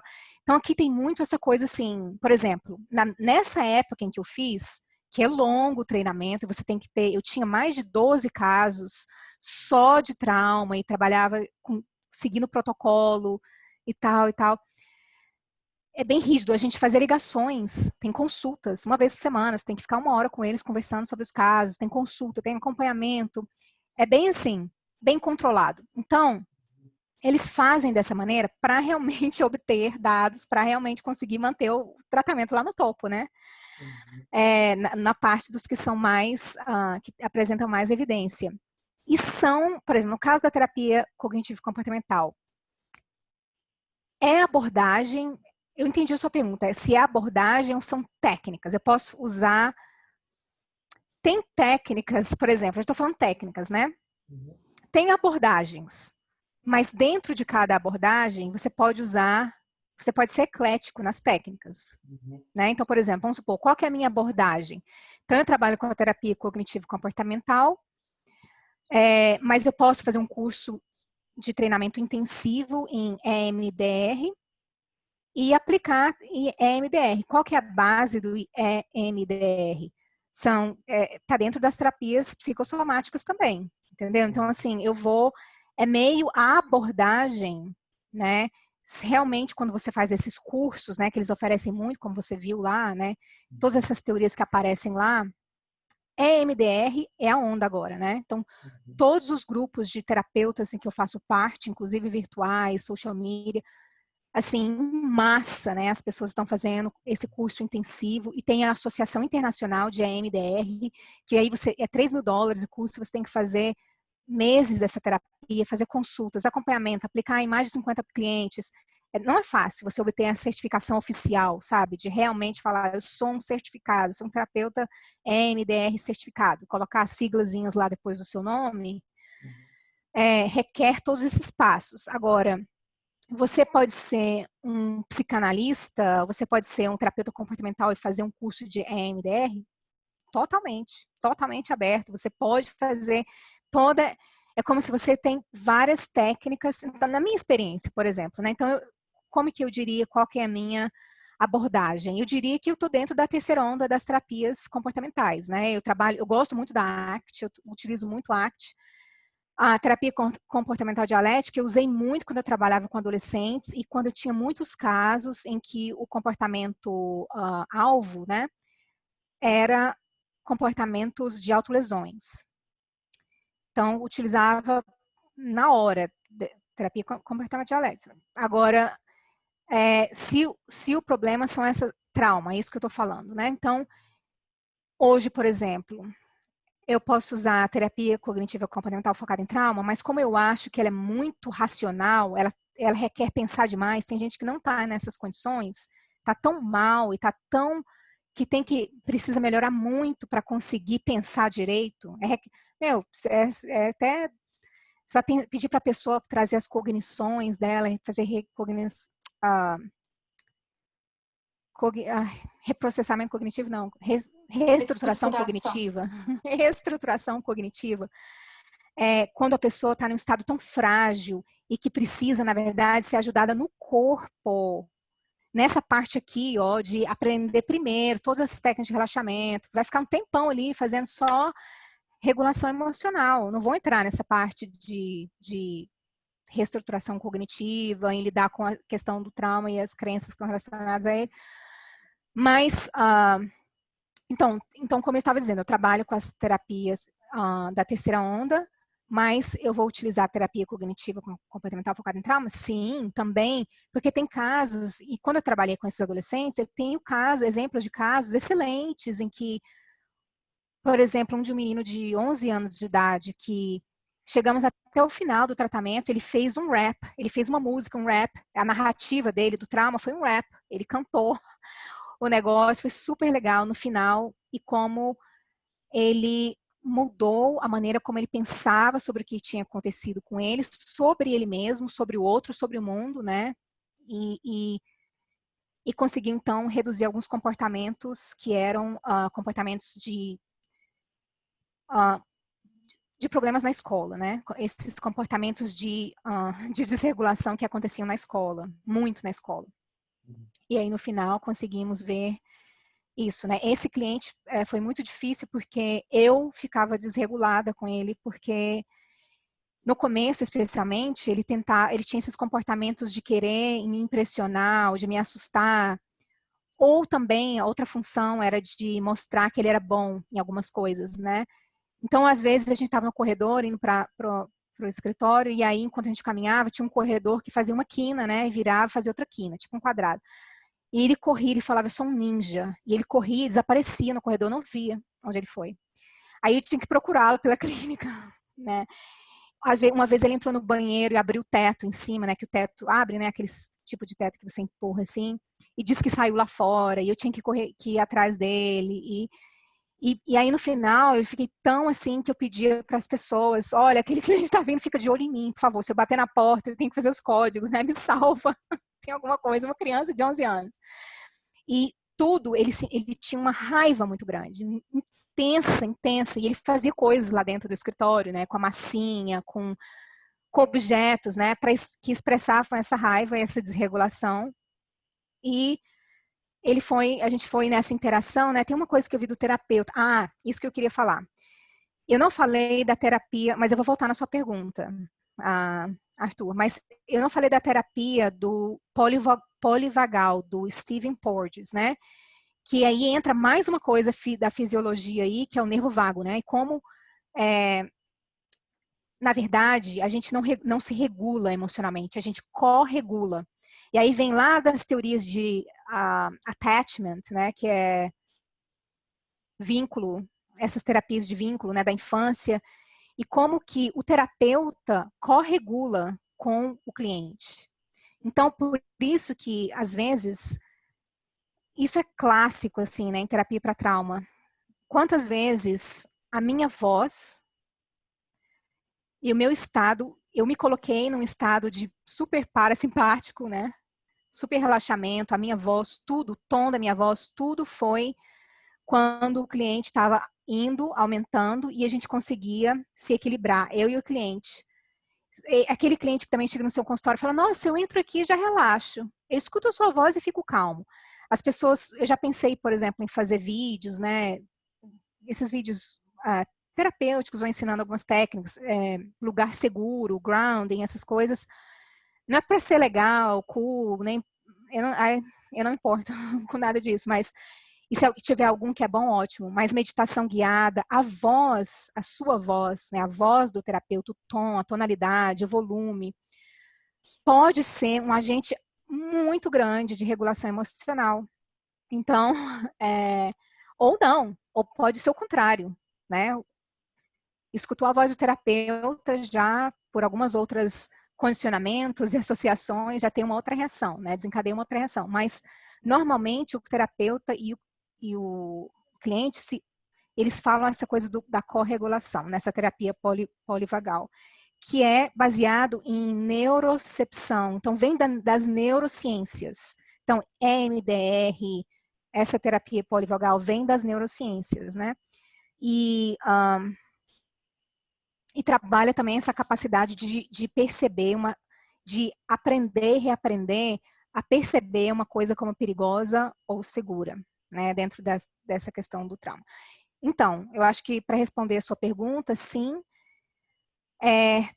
tem técnicas, só técnicas, e tem abordagens com um fundamento, né, filosófico, como é o que vocês têm aí muito forte, né, da terapia comportamental, é muito sólido, né, o fundamento filosófico, e depois todos os pressupostos, né, que vêm com a abordagem, tudo é coerente, tudo faz sentido, não se contradiz, inclusive as técnicas não se contradizem.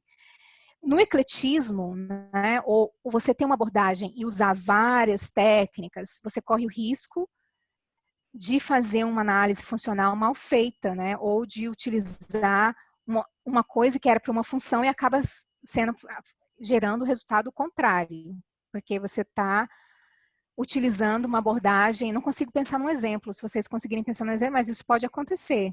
Um exemplo que eu diria, por exemplo, até a ACT com a terapia cognitiva comportamental. Elas podem tanto ser usadas juntas, de maneira bonita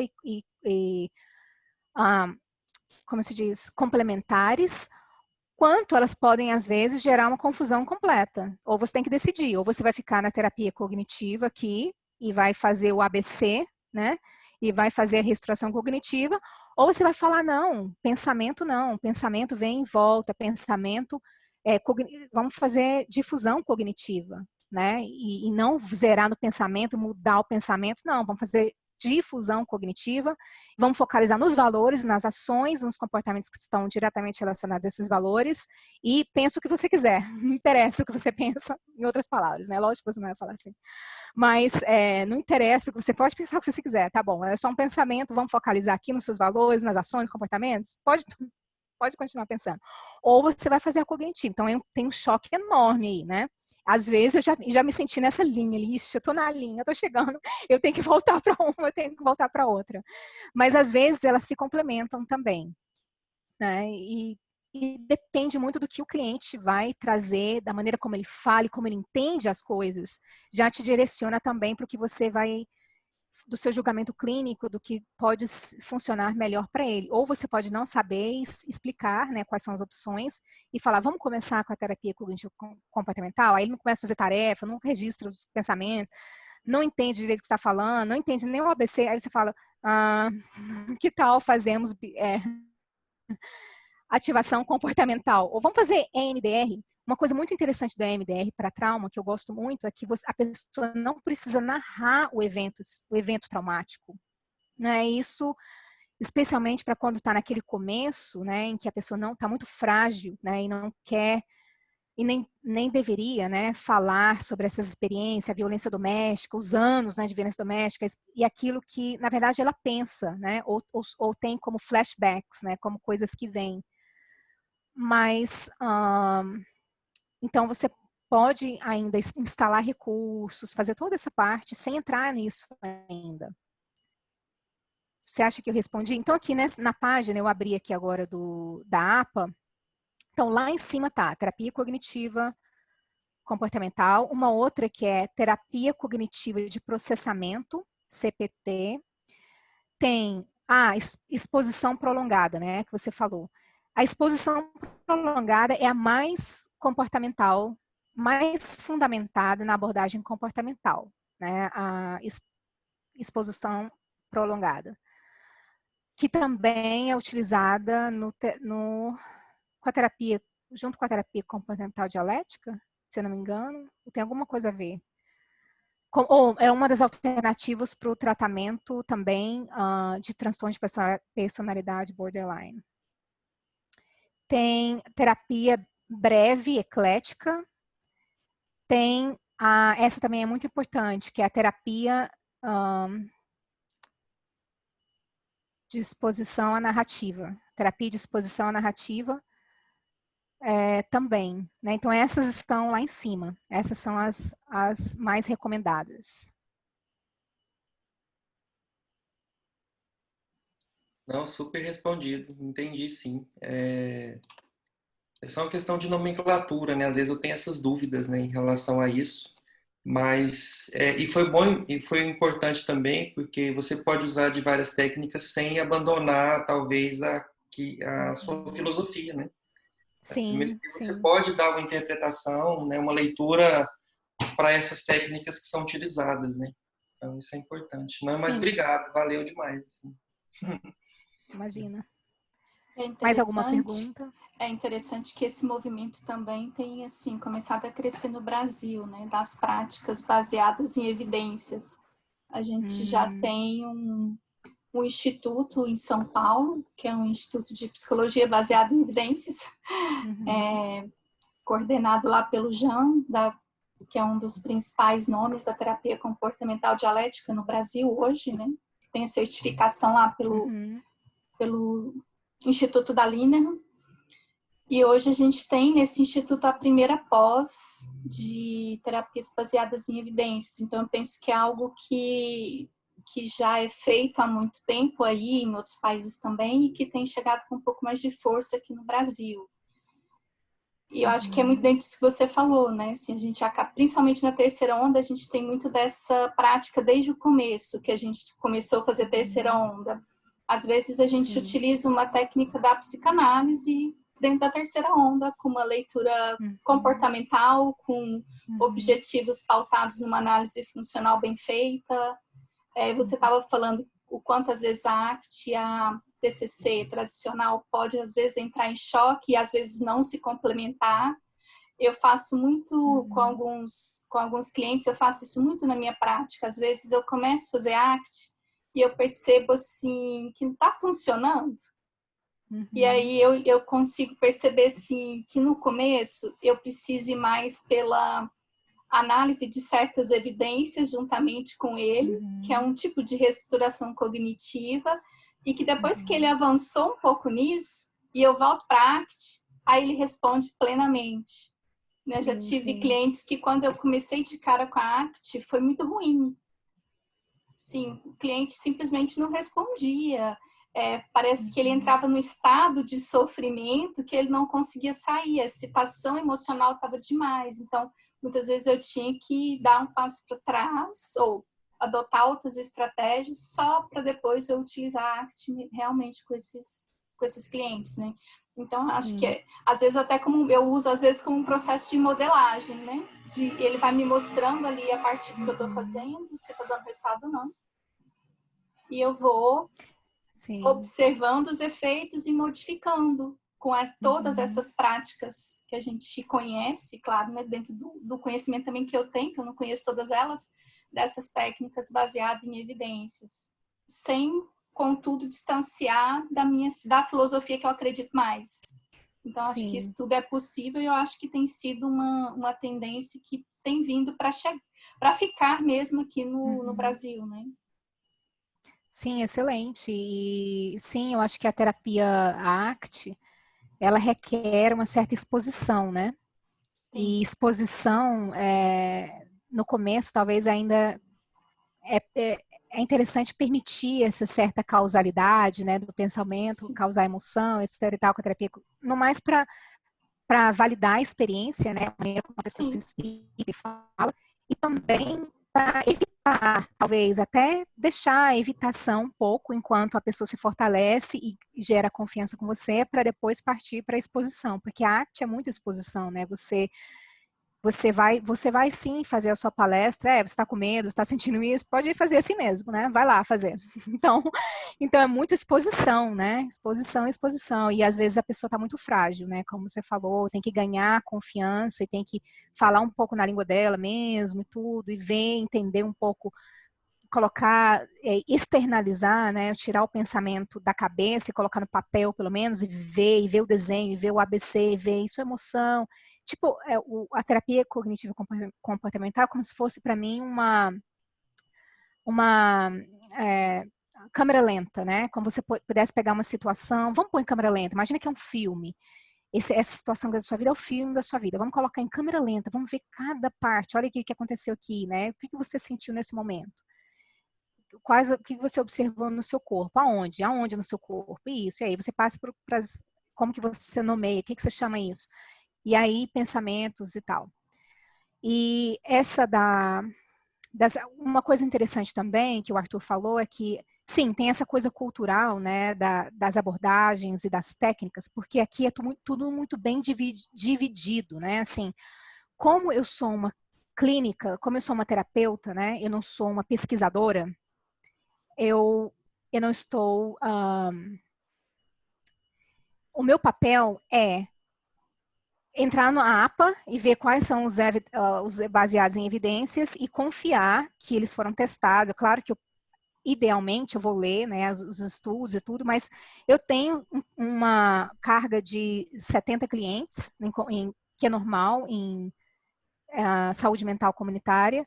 Então, eu simplesmente confio que a APA colocou lá, e outras fontes, né, que eu posso ter, não só da APA, que essas terapias são baseadas em evidência. Inclusive, aqui, para o seguro pagar, né, para você poder enviar para o seguro, você tem que dar um diagnóstico e você tem que fazer um plano de tratamento explicando quais as técnicas você vai utilizar e elas têm que ser baseadas em evidências. Você não pode fazer um plano de tratamento, o plano de tratamento são 4 páginas, tá?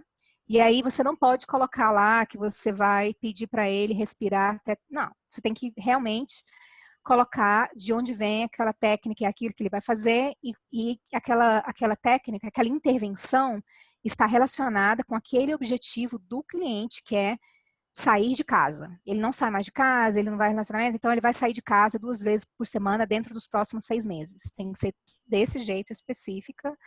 E aí você pode usar qualquer abordagem, pode ser só cognitiva. O plano de tratamento é totalmente comportamental. É assim, intensidade, frequência, duração, dentro de um prazo determinado. E aí, quais as intervenções você vai fazer que estão relacionadas com aquela meta, de quanto em quanto tempo você vai avaliar, de 3 em 3 meses você vai avaliar se ele atingiu ou não aquela meta. Enfim, é bem detalhado. Então, como eu expliquei, aqui é tudo muito dividido, né? Então, essas abordagens surgem e elas aparecem na lista lá da APA, elas conseguiram certo status, né, de serem baseadas em evidência. Então, eu vou fazer o curso. Eu não vou investigar se é a minha abordagem, né? Você fica mais assim, eu sou um intervencionista, né? E agora, muitos de vocês, eu sei que são professores, são pesquisadores e são terapeutas, né? Então vocês têm uma responsabilidade muito maior, um trabalho muito maior, porque vocês têm que, além de contribuir com o conhecimento e saber exatamente, você também está na parte da aplicação, né? Você também é um intervencionista e você também é um produtor, avaliador de conhecimento e de resultados, né? E, e aí, realmente, é o trabalho de vocês, doutores.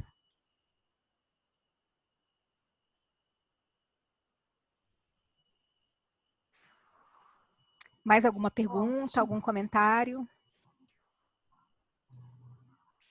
Mais alguém, pessoal? Eu não consigo ver o chat, eu não faço a menor ideia. Eu sei que... agora apareceu, agora eu consegui ver.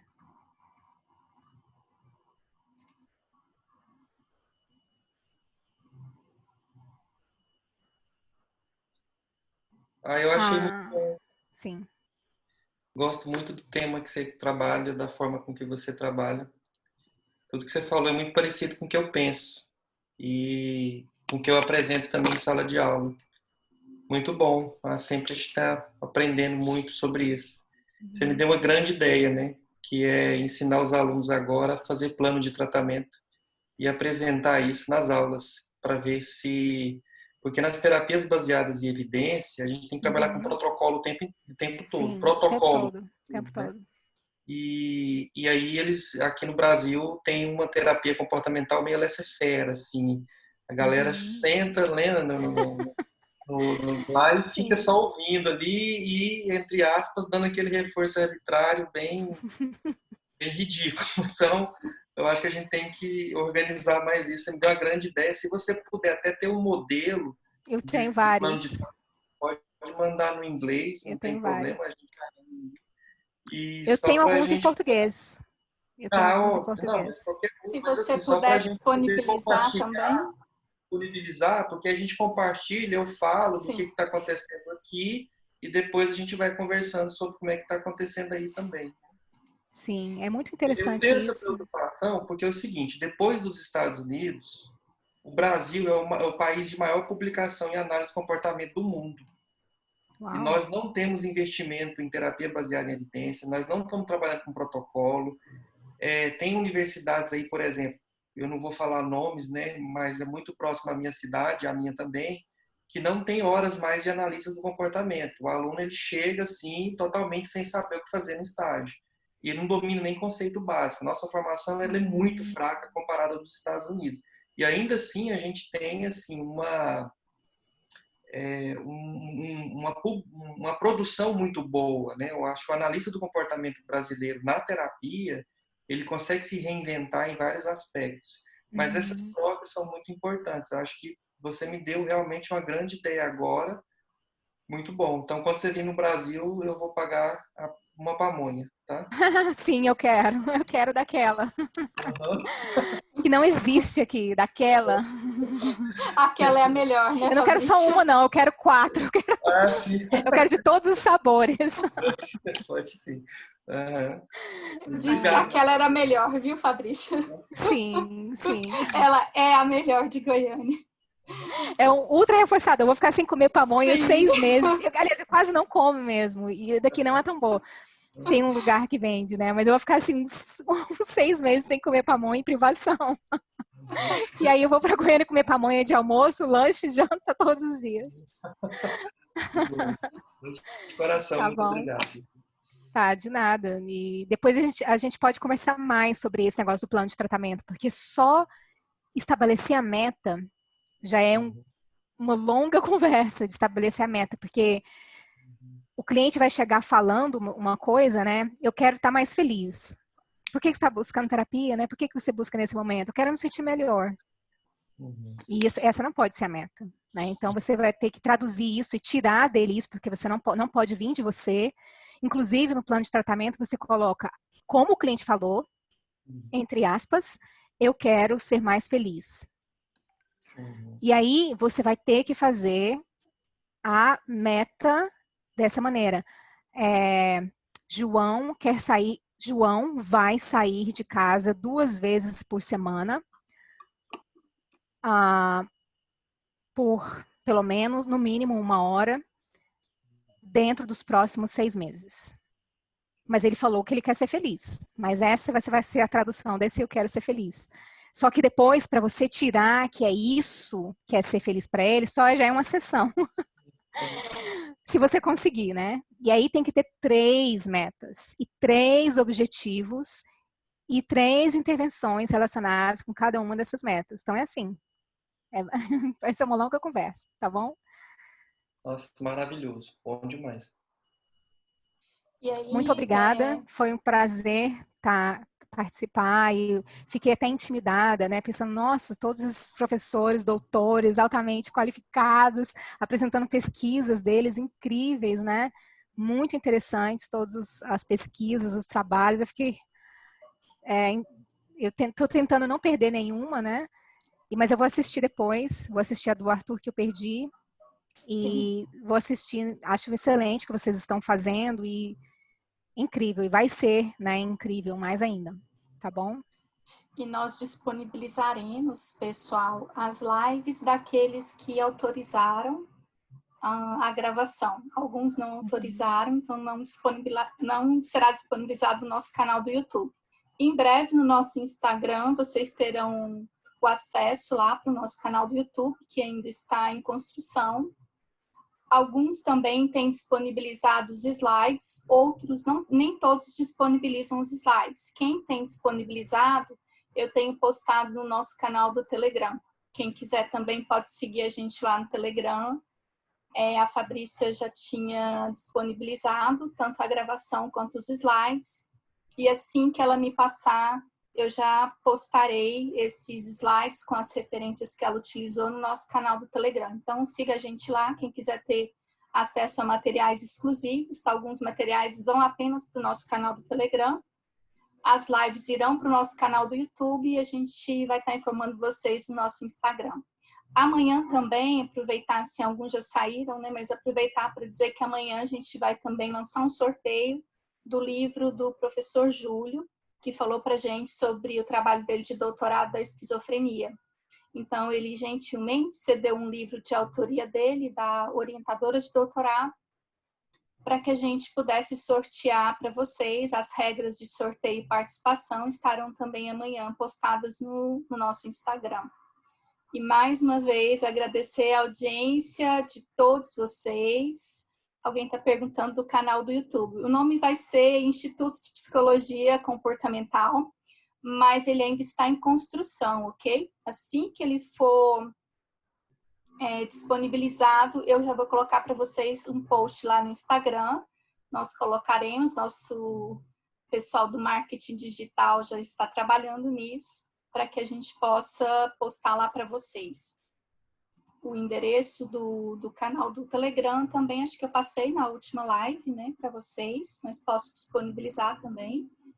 E o canal do YouTube, em breve vocês já terão acesso a todas as lives que foram permitidas as gravações, porque algumas a pessoa não autorizou, ok? Então, agradeço a audiência, siga lá para participar do sorteio do livro, que em breve esse sorteio vai rolar aí por uma semana e depois a gente já vai estar fazendo o envio para o ganhador do livro do professor Júlio.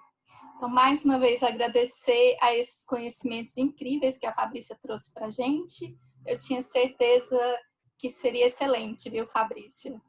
Porque você tem uma vasta experiência, você trabalha muito, estuda muito, muito dedicada e a gente não esperava, eu não esperava menos, né? Eu sempre sou fã, uma admiradora aí do seu trabalho, da sua dedicação. Inclusive, não é só uma questão de amizade, viu, gente? Quem pegou o começo aí da nossa conversa, né? A gente falou um pouco da nossa antiga amizade desde a adolescência. Mas não é só isso, é porque a Fabrícia realmente tem uma vasta experiência, uma pessoa que tem muito conhecimento e acho que todos vocês ficaram muito satisfeitos aí, eu vi no chat. Ela depois pode dar uma acompanhada com todos os elogios que ela foi recebendo ao longo da palestra. Muito obrigada mesmo, Fabrícia. Espero que você esteja conosco aí em outras oportunidades, em outras lives, em parcerias de cursos que futuramente a gente pretende fazer aqui no nosso instituto. Inclusive na modalidade online, e quando a pandemia passar, também teremos modalidades presenciais. Então, gente, muito obrigada pela audiência, muito obrigada a todos vocês. Muito obrigada, igualmente, Carol, muito obrigada a todos. Tá bom? Tchau, tchau, pessoal.